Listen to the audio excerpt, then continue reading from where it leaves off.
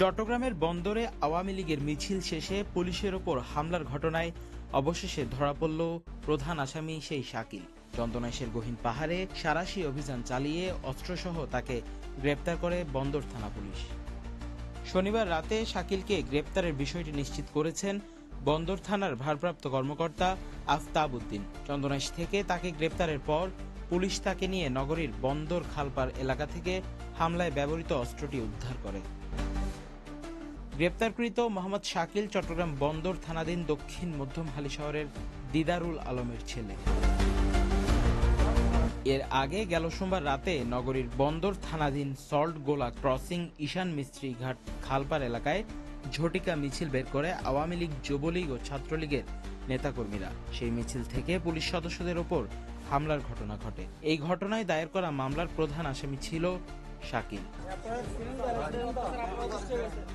News desk, CTG post.